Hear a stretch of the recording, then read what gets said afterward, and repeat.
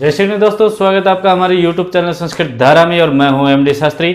और आज हम वही नवीनतम उपागम जो शिक्षण विधि हमारी चल रही थी उसी के आगे के टॉपिक जो है उसे लेकर के आए हैं। तो हमने कल सूक्ष्म शिक्षण उपागम और आगमन उपागम को पढ़ा था। इसके बारे में हम आगे वाले पढ़ेंगे।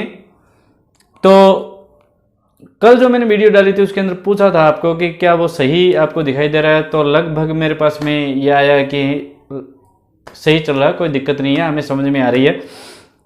तो मैं उसी प्रकार ये आपको छोटी छोटी क्लिप बना करके दे दूंगा जिससे आप इसको आराम से पढ़ सकते हैं, साथ में बोल कर भी बता दूंगा जिससे आपको समझ में भी आ जाएगा।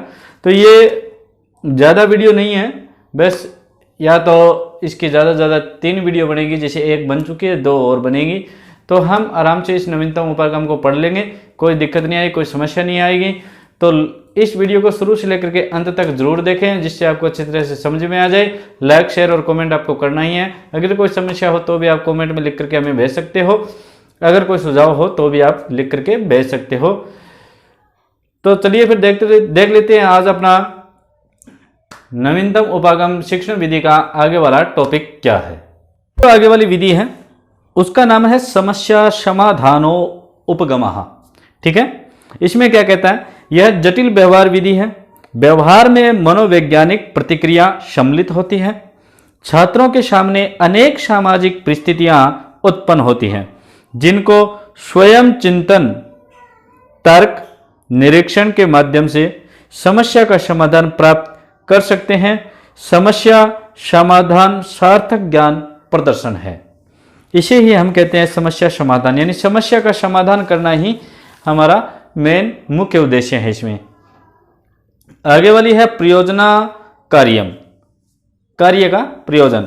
कहते हैं प्रयोजन कार्य के लिए छात्रों के सामने कितनी समस्या प्रस्तुत करें और छात्र उनका समाधान करने के लिए कितनी सामग्री एकत्रित करते हैं। मतलब क्या है, प्रयोजन कार्य का मतलब है कि हाँ, शिक्षक जो है वो छात्रों के सामने बहुत सारी समस्याओं को आगे से आगे लाता रहे और बच्चे उसे समाधान करने के लिए किन किन चीज़ों को एकत्रित करते हैं, किन किन चीज़ों का प्रयोग करते हैं, वही चीज़ हमें यहाँ देखनी है। फिर है दल शिक्षण। दल का मतलब आप समझते हो संगठन होता है। संगठन में जो शिक्षण दिया जाता है, जैसे इसमें एक कक्षा में अनेक विषय के अध्यापक छात्रों की सहायता करें और सब मिलकर के कार्य करें, यानी अनेक विषय के जो अध्यापक है सब मिलकर के सहायता करेंगे और सब मिलकर के कार्य करेंगे। फिर आगे वाला है पर्यवेक्षण अध्ययनम। पर्यवेक्षण का मतलब है इसमें परंपरागत शिक्षण का दोषों को दूर करके देखा जाता है। व्यक्तिगत योजना के रूप में कार्य किया जाता है। ठीक है, यानी ये व्यक्तिगत योजना के रूप में कार्य किया जाएगा। उसके बाद में संगणक आधारित शिक्षण प्रतिमानम। संगणक का मतलब होता है कंप्यूटर, कंप्यूटर के आधारित हमें बतलाना है। यह नवीन विधि है। अनेक क्षेत्रों में संगणक से कार्य किए जाते हैं। सर्वश्रेष्ठ विधि मानी जाती है, यानी इस संगणक वाली को सर्वश्रेष्ठ विधि माना जाता है। संस्कृत भाषा के लिए सर्वाधिक उपयुक्त है। यह भी याद रख लेना आप कि कंप्यूटर जो है वो सर्वश्रेष्ठ संस्कृत भाषा के लिए ही उपयोगी आता है। संप्रेषण आधारित शिक्षण। संप्रेषण का मतलब एक दूसरे को भेजना। इससे छात्रों में संभाषण कौशल की वृद्धि होती है। सामाजिक नियम व भाषा के शिक्षण के लिए है। ठीक है, उसके बाद में अभिक्रमिता आगमस्योपागम। कहता है शिक्षक व छात्र के मध्य अंतः क्रिया आवश्यक है। क्रिया के बिना शिक्षक अपना उद्देश्य पूर्ण नहीं कर पाता। शिक्षक का छात्रों के प्रति ध्यान होना जरूरी है। उसके बाद में अंतिम है अपनी समग्रंथनो उपागमा। इसका उपनाम है संरचनात्मको उपागमा और दूसरा नाम है इसका वाक्य घटनो उपागमा। भाषा ज्ञान के लिए सर्वाधिक आवश्यक है। प्रत्यक्ष विधि वाक्य खंड में पदों का रूप ही संग्रंथ होता है।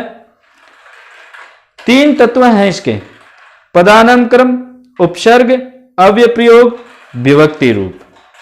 ये हमारी नवीनतम उपागम शिक्षण विधि हो चुकी है। तो इसमें आपको अगर कोई चीज़ समझ में नहीं आई है तो बता देना। वैसे इसमें समझने वाली कोई चीज़ें नहीं है, क्योंकि हमें पता है कि समस्या का मतलब समस्या उपागम दे रखा है तो उसमें समस्या को हल करना है। प्रयोजन का मतलब है कि जो समस्या हमें दी गई है उसमें किन किन विधि का प्रयोग किया जाएगा। दल का मतलब सब इकट्ठे होकर के। पर्यवेक्षण का मतलब इसने दिया परंपरागत शिक्षण के दोषों को दूर करना। संगणन का मतलब कंप्यूटर के द्वारा। और संप्रेषण का मतलब है जब छात्र और अध्यापक के बीच में जो संभाषण होता है उसके लिए। और अभिक्रमता के लिए दिया शिक्षण और जो छात्र होते शिक्षक जो छात्र होते हैं उनके अंदर अंतःक्रिया होनी बहुत ही आवश्यक है, उनके बिना दोनों का उद्देश्य पूर्ण नहीं हो पाता। और संग्रंथ न उपागम है, इसके अंदर दे रखा है संरचनात्मक उपागम और वाक्य घटना उपागम, इनके नाम है।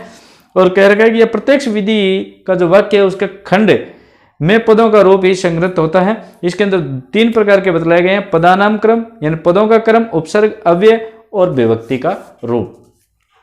तो आपको ये वीडियो हमारी कैसी लगी उसे लाइक, शेयर और कमेंट जरूर करें। और अगर कोई चीज समझ में नहीं आई है या कोई सुझाव देना चाहते हैं तो आप कमेंट में लिख करके हमें जरूर बताएं, जिससे हम इसे सुधारने की कोशिश करेंगे।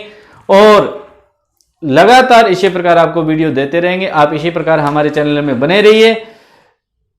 फिर मिलेंगे आगे वाली वीडियो में, तब तक के लिए जय श्री गणेश, राधे राधे।